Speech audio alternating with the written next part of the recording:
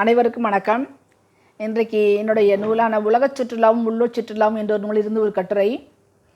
குல்பர்கா கோட்டையில் ஜும்மா மசூதி தக்கான பீடபூமி என்று சரித்திர பாடத்தில் படித்திருக்கிறோம். கர்நாடகத்தின் ராஷ்டிரகூடர்களும் சாளுக்கியர்களும் யாதவர்களும் ஹொய்சாளர்களும் ஆண்டு வந்த பகுதியில் வடக்கு பாகம் குல்பர்கா பகுதி சுல்தானின் ஆதிக்கத்தில் இருந்தது.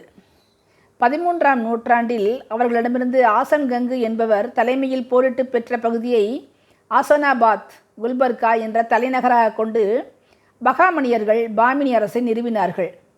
வாரங்கல் ராஜா குல்சந்தால் கட்டப்பட்ட இந்த கோட்டையை பகாமணியர்கள் இன்னும் உறுதியுள்ளதாக ஆக்கினார்கள். அந்த குல்பர்கா கோட்டை அழகான கோட்டை என்று நமக்கு தமிழ் சினிமா பாடல்கள், காட்சிகளும் நடனங்களும் சொல்லியிருக்கின்றன. ஹிந்தி சினிமாவில் கதாநாயகன் ஷாருக் கான் கதாநாயகனுடன் ஆடி பாடும் போதெல்லாம் இது குல்பர்கா கோட்டையில் எடுத்தது என்று யாராவது சொல்வார்கள். அப்படி அழகான அந்த கோட்டையை ஒரு முறையாவது பார்க்க மாட்டோமா என்று நினைத்தது உண்டு. அப்படி ஒரு சந்தர்ப்பம் அமைந்தது. கணவரின் பணி நிமித்தம் குல்பர்காவிலேயே 2 நாட்கள் தங்கும் சந்தர்ப்பம் கிடைத்தது. அங்கே சர்தார் வல்லபாய் பட்டேல் சவுக்கில் மதுராயின் என்ற ஹோட்டலில் தங்கி காலை உணவை காமத் ஹோட்டலில் சாப்பிட்டோம். கேசரி பாத் என்று தெரியாமல் அதை வாங்கி சாப்பிட்டு அசடு வழிந்தது. ஒரு வகை என்றால் நம்மூர் போல சாம்பார் எல்லாம் ருசியாக இல்லை. தேங்காய் அரைத்து விட்ட குழம்பு போல இருந்தது.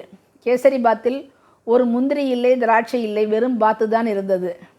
அங்கே நாங்கள் சென்றபோது அந்த ஊர் சட்டசபையின் ஒரு அங்கத்தினர் தினம் அங்கே சாப்பிட்டு விட்டு தான் விதான் சபாவுக்கு செல்வார் என்று சொன்னார்கள். நாங்கள் போகும்போதே முன்பக்கம் எல்லாம் ஒரே கூட்டம்தான். அவ்வளவு நல்லா இருக்குமா என்று நினைத்து போக நம்மூர் அன்னபூர்ணா கௌரிசங்கர் உடுப்பியே தேவலாம் என்றிருந்தது. மேலும் பொதுவாக கர்நாடகா ஹோட்டல்களில் இரவு சாப்பாடு தான் பிரதானம். டிஃபன் சாப்பிடுபவர்கள் கம்மிதான்.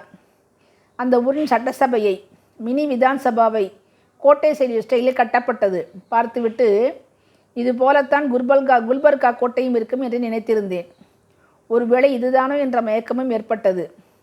அது வெயிலாலோ இல்லை சாப்பிட்ட கேசரி எஃபெக்டானு தெரியல. பெரும் மக்கள் கூட்டம் சென்று வந்து கொண்டிருந்தார்கள். அரசு அலுவலகங்கள் எல்லாம் உள்ளேதான்.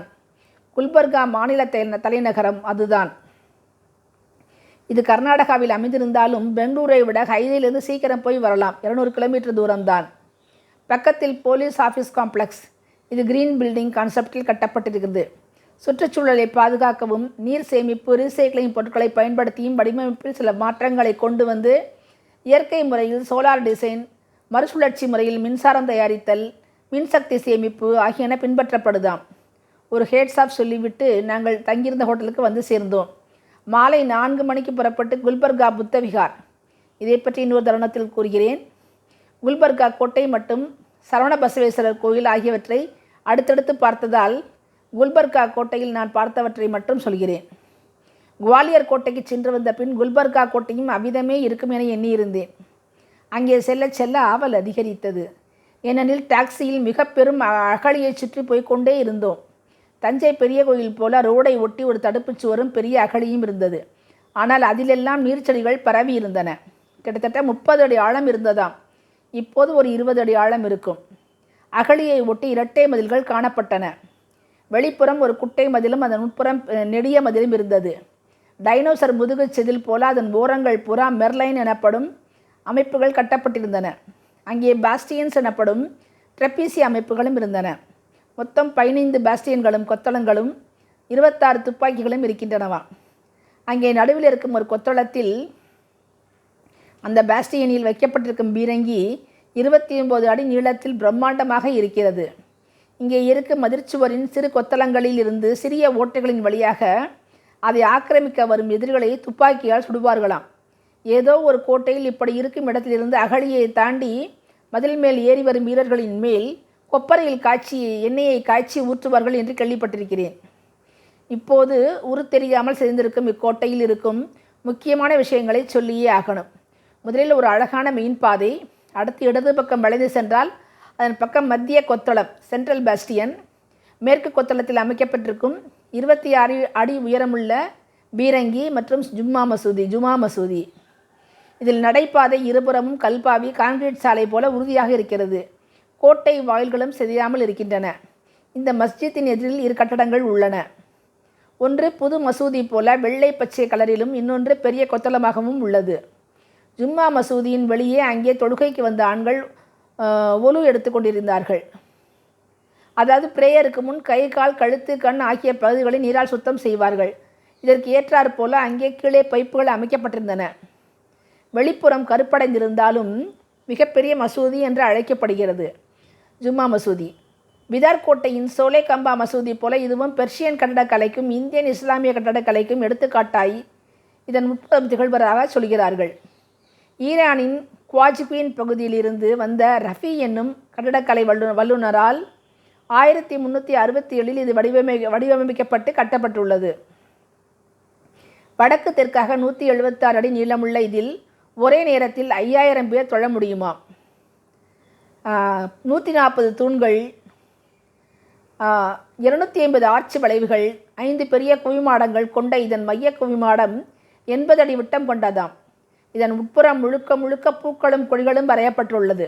இது போக 63 சின்ன டோம்களும் இருக்கின்றதாம். அடையப்பா என்று அசந்தோம். தொழுகை நேரமாததால் உள்ளே செல்ல இயலவில்லை. அதிலும் பெண்கள் செல்லலாமோ விடுவார்களோ என்று கேட்கவும் யோசனையாக இருந்தது. இதன் கட்டடக்கலை அமைப்பு ஸ்பெயினில் கார்டோவா நகரில் இருக்கும் பிரபல மசூதியின் அமைப்பை ஒத்திருப்பதாக சொல்கிறார்கள். ஆனால் யஷ்தானி இந்த மசூதி பைன் சாண்டன் என்னும் சமகால கட்டடக்கலையை போன்ற ஒரு துருக்கிய நகரின் கட்டடக்கலையை பின்பற்றி கட்டியிருப்பதாக கருதுகிறார்.